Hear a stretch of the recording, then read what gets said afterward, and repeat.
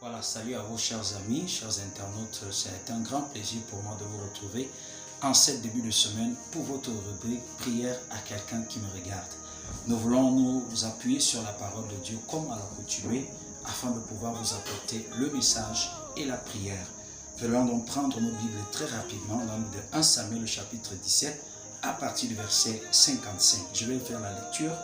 Lorsque Saül avait vu David marcher à la rencontre du Philistin, il avait dit à Abner, chef de l'armée, de qui ce jeune homme est-il fils? Abner.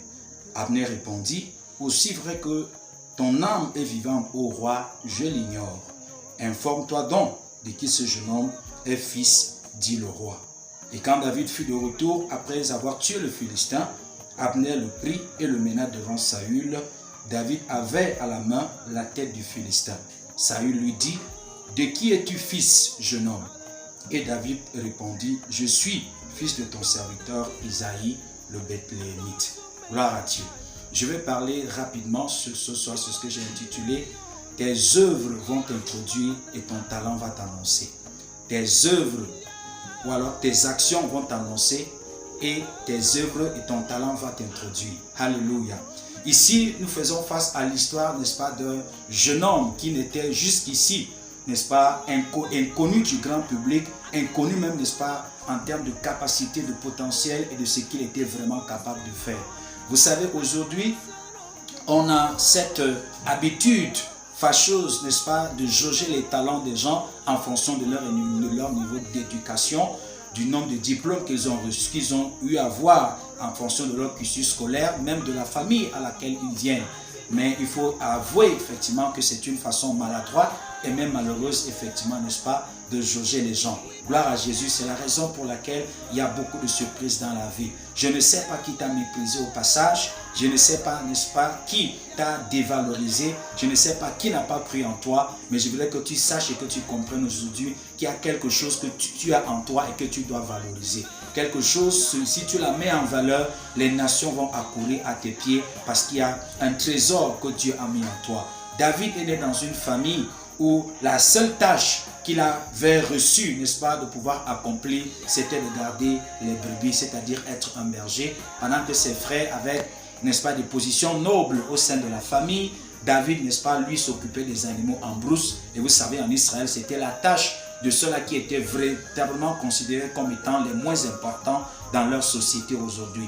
Donc aujourd'hui, lorsque cela est donc arrivé, David était un homme qui était talentueux, était un gars qui craignait le Seigneur.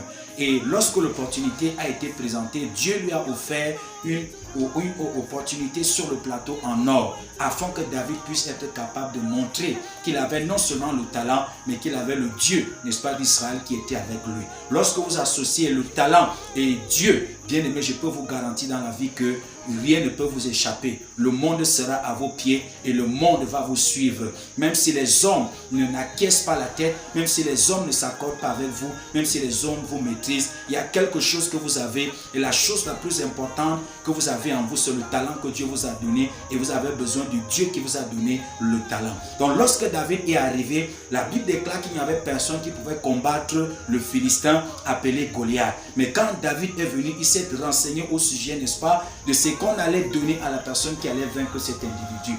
David a pris son courage, il est parti, vous connaissez l'histoire, il a taillé effectivement donc la tête du Philistin, il a pris cette tête-là et qu'il a planté sur l'épée et la tête du Philistin était comme son trophée. Lorsque effectivement le roi a vu ce jeune homme, il n'était pas de l'armée d'Israël, le roi a commencé à demander des renseignements sur lui. Vous savez, comme je le disais tout à l'heure, ce sont vos victoires, vos œuvres qui vont vous annoncer. C'est votre talent qui va vous ouvrir les portes. La Bible déclare effectivement dans le livre de Proverbes que les dons d'un homme lui feront le chemin et le font asseoir devant les rois. Je suis venu te dire ce matin que je te vois le don que Dieu t'a donné t'introduire. Je vois le Dieu d'Israël qui a mis ce don en toi, auquel tu crois, et avec le courage que tu as pour travailler ce don, je te vois aller loin dans la vie. Les portes du monde vont s'ouvrir dans ton domaine au nom nom de Jésus. Ne te décourage pas. Ne te décourage pas. Le don que Dieu t'a donné est plus fort, bien-aimés frères et sœurs,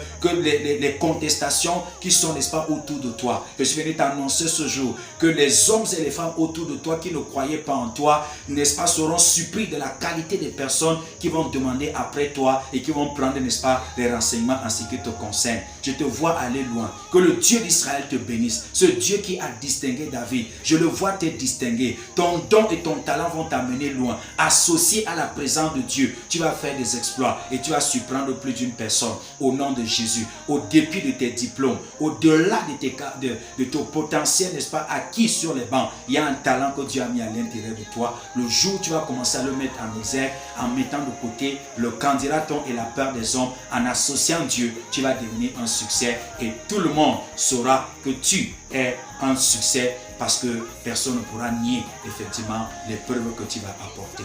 Que le Seigneur te bénisse, champion. Que le Seigneur te bénisse, champion. Je t'attends au sommet et que Dieu va faire des exploits avec toi. Shalom. Dieu te bénisse. Envoie-nous, n'est-ce pas, des messages, envoie-nous des témoignages. Nous voulons continuer à t'encourager. Contacte-nous et écris-nous. Shalom. Que le Seigneur te bénisse. À la prochaine vidéo. Bye bye.